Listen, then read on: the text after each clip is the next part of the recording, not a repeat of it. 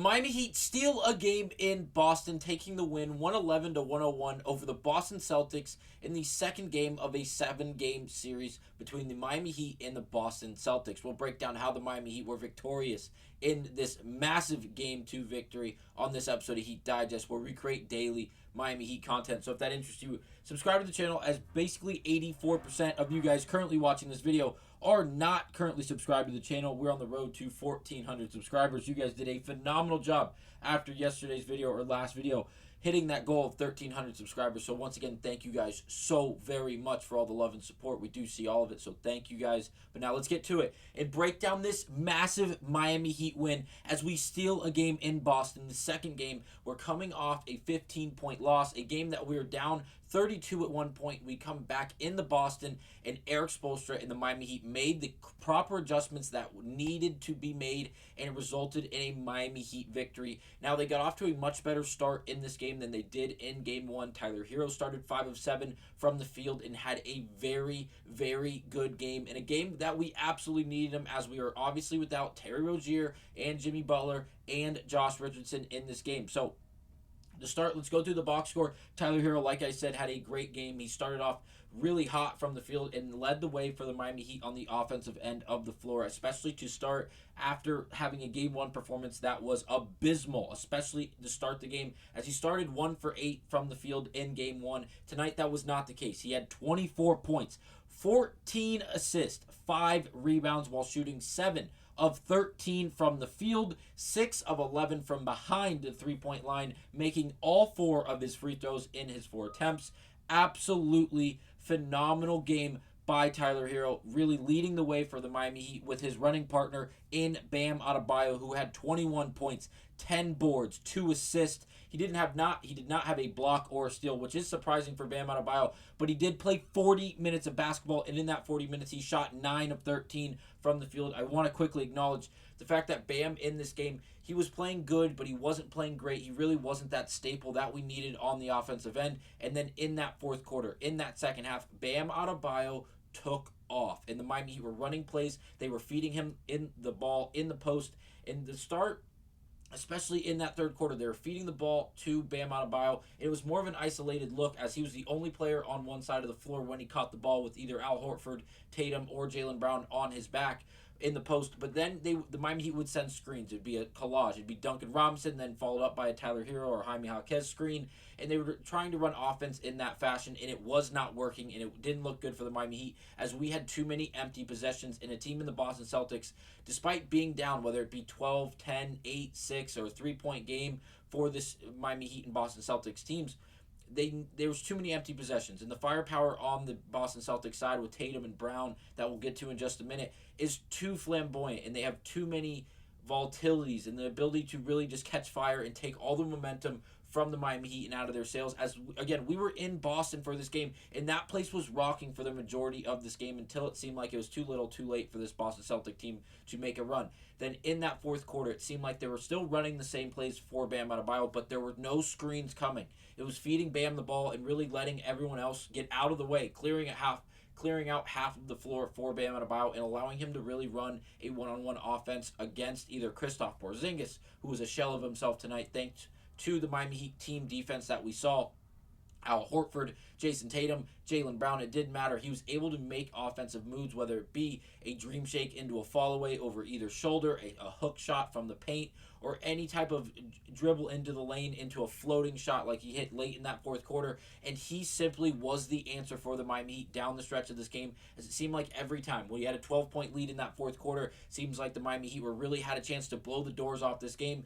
Obviously, the Boston Celtics would come down the floor. Derek White was a huge piece for the Boston Celtics, especially in that second half, as Tatum really went quiet. Porzingis was a shell of himself, and we didn't see a lot of Jaylen Brown for stretches of this game. When he was on, obviously, Brown was a problem tonight. He had a stretch where he had 3 consecutive threes made for just the Boston Celtics, a 9-0 run by Brown himself, and it seemed like the Miami Heat were in trouble, as thankfully Brown did miss. His fourth shot was a lot of a heat check, to say the least. But again, Bam Adebayo really being that 1B offensive threat for this Miami Heat team. And that wasn't it for this Miami Heat team, as it was a collective effort, not only on the defensive end that we'll get to in just a second, but on the offensive end. It resulted in good basketball for the Miami Heat. It was a collective effort. Caleb Martin, who got another start tonight, obviously due to the absences that we have, especially in that starting lineup, in 36 minutes and getting booed every time he thought about touching the basketball tonight in Boston. He shot 7 of 12 from behind, 7 of 12 from the field, 5 of 6 from behind the three-point line, making both of his 2 free throws, providing 21 points and 2 rebounds in this game with 1 steal. Played really hard tonight. He did a lot, not only on the offensive end, but the defensive end. I will say Jovic got another start tonight, 11 points, 9 boards, 6 assists, 3 steals, and a block. He had shot only 4 of 5 from the field, 3 of 4 from behind the three-point line. Overall, a great game. Jaime Jaquez, 4 of 13 from the field, 3 of 6 from behind the three-point line. Great to see the rookie hit 3 threes in a game. 3 of 6 is 50%. Hell of a percentage from the rookie in Jaime Jaquez. He was not scared, again, all night long. Did not get a lot of fouls called on him. He did shoot 4 free throws, but again, he was attacking the paint. That explains the 4 of 13 shooting. He was very aggressive getting to the basket, just resulted in really tough shots and no free throws, or not a lot, at least to say. 14 points, 2 rebounds, and assists with a steal. Overall, great game from Jaime Jaquez, the rookie. And then off the bench, obviously, we had more role players. Really played really well. Duncan came in, played 17 minutes, shot 2 of 7 from behind the three-point line, 2 of 8 overall, 6 points, a rebound for Duncan Robinson, and then Hayward Highsmith and DeLon Wright really played really well tonight. Not really on the box score, but again on the floor they presented themselves and played great overall. A great overall game for this Miami Heat team. And it was a 3-point shooting tonight. Really led the way. Yes, the defense was great on both, really for both quarters, both halves for this Miami Heat team. But the 3-point shooting was the difference, as it was for Boston in Game 1. The Miami Heat shot 23 of 43, which is 53.5%. Man, if we can get half of that from night in, night out basis, we will be competing against any team in the NBA, as we were lights out tonight, shooting almost 53s with 43 attempted and shooting above 50%. We are going to be successful night in and night out if that's what it looks like. Overall for the game, 37 of 75, which is just under 50% for overall from the field, or for the field goal percentage for the Miami Heat. And then obviously the Boston Celtics, 37 of 80, shooting 46%, while shooting 12 of 32 from behind the three-point line. We saw the Boston Celtics come out and really establish a three-point shot early in Game 1. That was not the case tonight, and I love to see it. We have other news. We'll get to that in just a second. Jimmy Butler decided to chime in today after the game. This is obviously being run with by every broadcasting and sports social media page on the earth right now. As Jimmy said, he took his face and he put it over Jaylen Brown's face when he said don't let us get one. Jaylen Brown on the Celtics being down 3-0. Obviously that is from last year. Jimmy Butler took the photo, put his face over it with grade A Photoshop. Obviously, Jimmy Butler is a pro at Photoshop. What can't this man do? Obviously, I'm being sarcastic. He posted that on Instagram, and then his caption was, "Feeling cute, might delete later." Psych! I ain't deleting shit. And that is exactly what we want to see from the player who can't play right now. In Jimmy Butler, our obviously well-established leader on this Miami Heat team, and he's being Jimmy, to say the least. Obviously, he's itching to play. He won't be out for he'll be out for at least a few weeks with that knee sprain in that right knee. Not what we want, but again, it is a massive Miami Heat win, and it is exactly what we needed, as obviously we were without Jimmy Butler and Rozier. I will point this out. This is a quote from Jaylen Brown in the postgame saying, and I quote, "Guys that we want shooting the ball was hitting shots." Oh my gosh. Guys that we want shooting the ball was hitting them, and we couldn't get them to miss. We thought they were decent closeouts. That's the end of the quote from Jaylen Brown. I almost choked on my own air right there. But again, yes, the biggest thing was closeouts. I don't know why it was such a big topic of conversation, not only with the broadcasting team, but it seems like in the postgame, Mazzulla had a comment about the closeouts. Jaylen Brown had a comment about the closeouts. Yes, they were competitive. Yes, they were that, but we were resulting in getting good shots because of the spread offense that we were running and the ability to really get into the paint, having the defense collapse, and then getting open looks. That's what we were looking for, and that's what we got from the Miami Heat, and it resulted in a lot of make shots. Obviously, a lot of them were role players. We shot 43 threes, making 23 of them, a record for this Miami Heat team. But again, if we look through the box scores, Everyone in the starting lineup attempted a three, and three of the four guys that came off the bench attempted at least three threes to say, and it was a crazy game. Bam was the only player to not make a three, excluding Kevin Love, who only played 6 minutes tonight. Overall, a great game. The closeout's going to be a conversation for the Boston Celtics, as they feel like it is a big reason that we shot such a high percentage tonight. But again, we shot a lot of threes. Just to highlight Caleb Martin once again, this is from StatMuse on Twitter, one of the better pages on Twitter and really all social media. They have such great information, such great stats. Caleb Martin tonight, 21 points, 5 of 6 shooting from behind the three-point line, averaging 18 points on over 55, 44, and 85% shooting against the Celtics over the last two playoffs.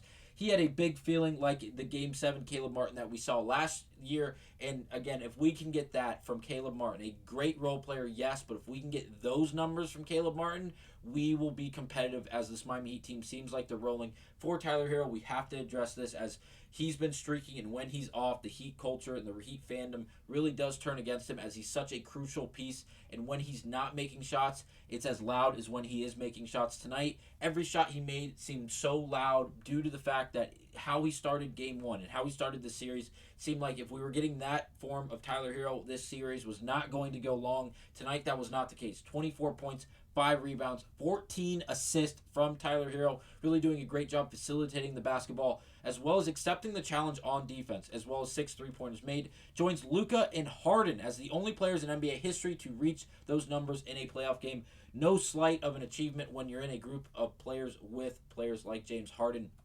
and obviously Luka Doncic. I really want to quickly highlight the defense, as tonight we were fantastic. We held Kristaps Porzingis to 1 of 9 shooting.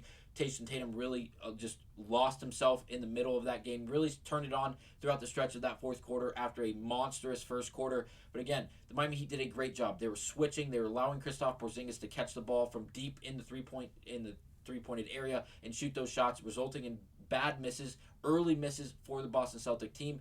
Great misses for the Miami Heat. And then they were allowing him to catch it at the free throw line, if not the free throw line extended. And due to the ability to switch on these pick and rolls and really just the leverage that they obtained on, again, the Boston Celtics on offense, even with players like Duncan Robinson and Tyler Herro guarding Kristaps Porzingis at the middle of the key, and they weren't collapsing, allowing the three-point shot to really be open along the wings like we saw in that first quarter, in that first game between these two teams, where there was a lot of dribble penetration, over-helping by the Miami Heat, resulting in a onslaught of three-point shots by the Boston Celtics. Tonight, we just guarded Kristaps Porzingis straight up. When he caught the ball, obviously we helped a bit, but we didn't put ourselves in a bad position on the outside of the three-point line due to the overhelp, and it resulted in a great game by the Miami Heat defensively. And it didn't just start in that second, third, and fourth quarter. It started from the jump ball. We were there. We were playing high-energy defense, and it translated for the Miami Heat to really get out and feel comfortable, get into a rhythm, and make shots at an aggressive rate. And it resulted in a Miami Heat win. If we look here, it was our third quarter, was really our biggest quarter, as we came out and held the Boston Celtics to 18 points scored in the third quarter. That is fantastic, as the Boston Celtics have an offense as volatile as really any in the NBA. So it's great to see the Miami Heat really accept the challenge on defense and know that they got punched in the mouth to start this series. And because of that, they had to come out and they had to answer the bell, which they did. It resulted in a Miami Heat win. Where's the schedule? Here it is. We've had 2 full days off and played that third night. The first night and now the second night. We played the 21st. We played tonight, the 24th.